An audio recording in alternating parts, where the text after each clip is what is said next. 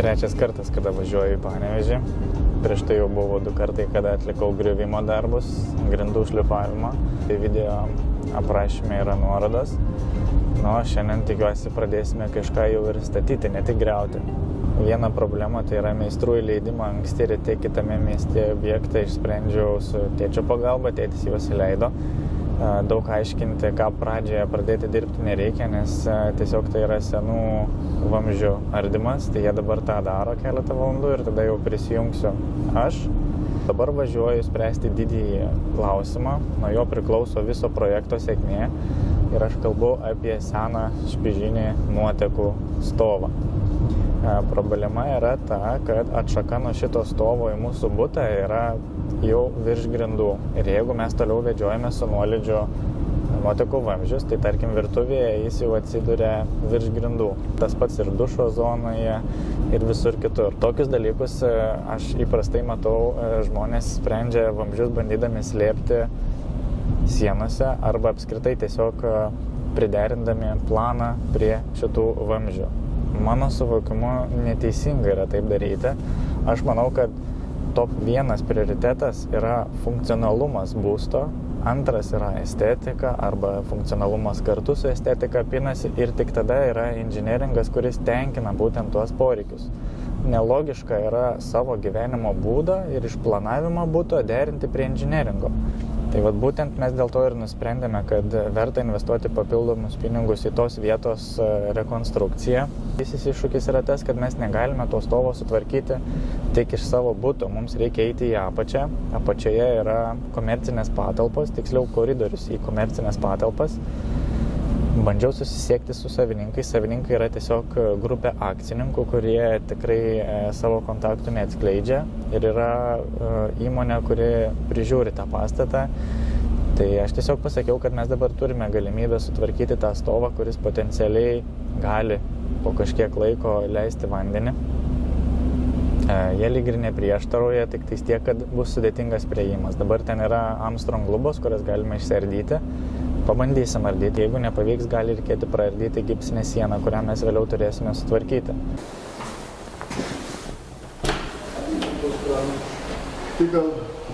Sveiki. Kol kas dar visi sveiki, laba diena. Ant šitos sienos aš tikriausiai gipsą užsiklijuosiu, tai ten su visom plytelėm man plus kokie 3 comai išeis. Tai 80 jeigu trapą. Tai sakykime 3 ir 40 jeigu per vidurį, tai 43 atsitraukia trapas. Paskui čia skalbyklė stovės, aš nežinau, skalbyklį gal grindyse padaryti, tą vamzdį ir viskas, kad jis į sieną neleisti jau. Paseniai dėdė, kad trukdai dirbti. Praustavas susijęs, aišku, čia su šituo rėmu. Rėmui taip aš skaičiuoju, kad nuo sienos atsitraukiam 43 centras. Porą comų. Jo, tai vienu žodžiu, galutinis matmuo čia centras 1190. Metras 19. Kaip gerai dirbti, viską pasakė. Jo. 65. Geriausia būtų, jeigu būtų vamzdis šitas juodas nuotekų ir iš kiekvienos... Taip, kas nors daro? Aš nežinau. Aš geriau pasakau. Vandenį. Gyvatuko aukštis jau mes pirmai. Aš padariau. Va. Tai buvo matuota, kad 9,5 ir... 9,5 nuo pačios. Nuo pačios jau kažkas. Bet, aš nematau to, ko paimti iškelti čia, kadangi šilumė taip ar taip kyla aukštys. 33 paskaičiuojam, čia bus tokia nestandartinė spintelė ir tada jau 60 krauklė nestovės. Tai sakykim taip, jeigu 63 centras, taip? Jo. Sakai, 33 nestandartinė statysi, taip? Tai 63 centras jau. Ne, tą darbą gezinimą. Kaip sakoma, visą laiką galim pakviesti perdaryti. Paskui perdaryti čia jau daug reikalų.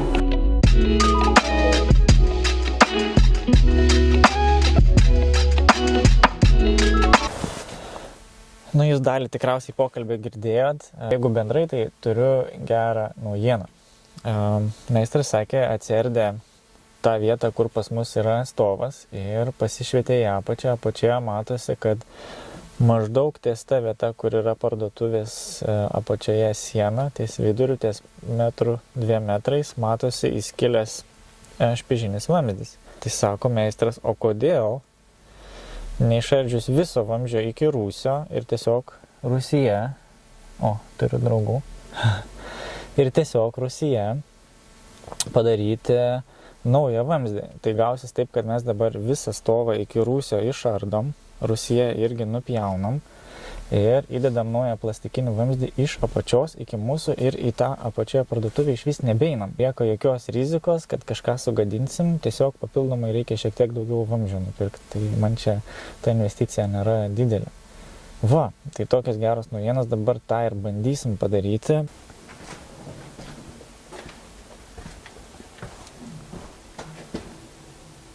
Tai jau aš šitą vietą į rūsį pasižiūrėt.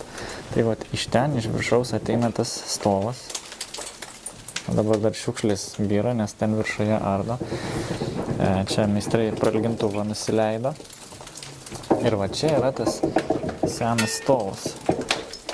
Tai tą stovą, vat, iki šitos vietos mes ir pakeisim. Ir išeis taip, kad čia visiškai bus naujas vamzdis. Nuo mūsų tik į viršų bus reikia pakeisti, bet viršuje irgi nebus sunku tą padaryti. Tik tiek, kad bus sudėtinga tą ilgą vamzdį ten iki viršaus prakišti. Bet žiūrėsim, tikiuosi viskas pavyks. Truputuką patvarkyta yra ir stovas jau irgi iš dalies yra nuimtas. Ir dabar tik tai susidūrė su problema, kad to apačioje esančio stovo negali ištraukti, kadangi va toks laikiklis yra. Tai kažkaip reikės bandyti per jėgą, gal aš nežinau, bet sakė padarys. Dar ir visokių detalių daug. Aš jau ten irgi vatuką padėjau. Ir Rimas laukiant čia, paskui papasakosiu apie jį daugiau.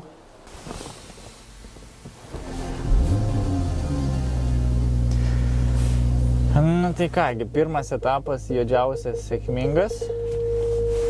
Stovas jau pastatytas yra ir dabar realiai beliko tik tais visi kiti statybos darbai. Mačiau, meistrai pradėjo statyti VC rėmą.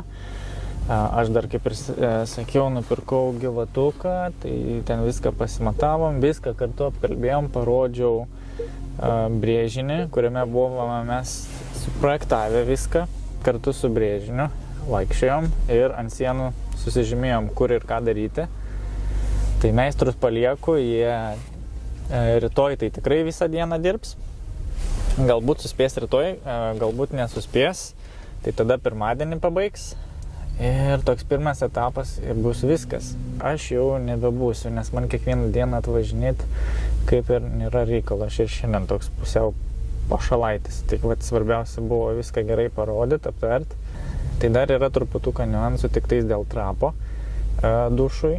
Aš pabandysiu rytoj jį nupirkti, įdėti į stotį, kad greit atvežtų čia. Tada gausis taip, kad jie netgi tiksliai man jį ir pastatys, nereikės ten paskui vargti. Važiuoju greit aplankau tėvelius, pabūnu kartu, išgeriu arbatos ir jau paskui, kai sutems ir meistrai išvažiuos, grįšiu į objektą, kartu galėsim apeiti ir apžiūrėti, kas ten įdomaus šiandien įvyko.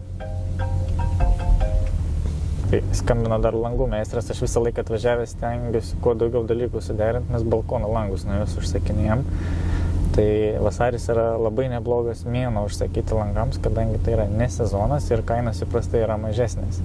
Tai aš esu jau viską suderinęs. Pagrindinis iššūkis buvo, aišku, padaryti langų rėmų sudalinimus taip, kad jie sutaptų su viršutiniais langais, nes renovacija namo yra padaryta bendra. Tai tos sudalinimus vakar aš iš nuotraukos su 3D programa padariau, išsiunčiau ir šiandien jau susitinku galutinį ir perduosiu avansą Marijai. Ir padarys užsakymą ir jau tada vasario pabaigoje, kovo gal vidury kokiam, man sumontuos tos langus ir aš tada galėsiu ir balkoną užbaiginėti. Dar vakar per Milkos namo Instagrame diskutavau su vienu žmogum, kuris manęs klausė, sako, o kam tu tuos darbus darai pats? Gi dažniausiai neapsimoka pačiam, kadangi tu sumoki X pinigų sumą santechnikui, kuris per tas keletą dienų viską padaro ir per tas dienas gali pats savo darbe uždirbti daugiau. Taip ir yra, savo darbe mes visi dažniausiai esame efektyvesni ir uždirbam daugiau. Bet šitą projektą aš darau ne tik dėl pinigų. Visų pirma, tai man įdomu, bet tikriausiai pats svarbiausias dalykas tai yra, kad man čia mini atostogos yra. Ir aš viską darau ne tik tam, kad tai būtų gera investicija, bet ir kad gerai praleisčiau laiką. Tai man tas kiekvienas atvažiavimas yra visiškai senesnių laikų, kai gyvenau dar Panevėžyje, prisiminimas, malonus prisiminimas. Tai aš čia su mielu noru grįžtu ir visai nieko tokio, kad per tą laiką, kada šitą butą įrenginėjau, kad sumoje būsiu mažiau uždirbęs. Tas laikas, kada būni su savo mylimais žmonėm, kada šiaip leidi gerai laiką, yra kur kas vertingesnis. Užsukau vakare dar po darbų, susimokėjau avansą už balkono langus ir dabar galima apžvelgti, kasgi buvo padaryta. Tai va, čia turim vietą, kurioje bus praustuvas ir ten santechnikai leidžiami į sieną. To iš kitos pusės parodysiu. Tai čia šitoje vietoje bus karštas, šaltas vanduo arba atvirkščiai per vidurį santechnika ir viskas spintelėje pasislėps. Tada Laufen rėmas už 100 eurų pavyko gauti, gera kaina. Mes iš namų dar ir pakabinamą unitazą Laufen paimsim seną, savo namuose naujai įsidėsim. Tada be abejo turėkit omenyje pirkdami rėmą, kad turėsit pirkti tokį pat ir mygtuką. Tai yra tokio pat gamintojo. Tai pavyzdžiui, Laufen rėmui tinka tik Laufen mygtukai. Ir žmonės dažnai šito nežino, nusiperka kokį nori mygtuką, ne pagal rėmą ir gaunasi taip, kad tada yra pilnas Skelbiu LT pigių mygtukų.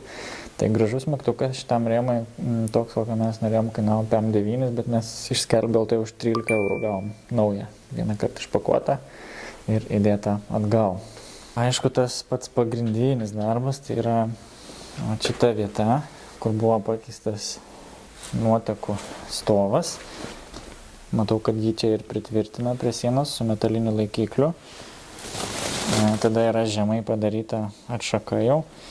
Čia pasijungs unitazas. Čia matyt nais jau ten, kur yra išgriaužta, į būsimą trapą. Ten bus dušas, bus įleidžiamas trapas. Tada čia yra dušo maišytuvui ir ten skalbikliai.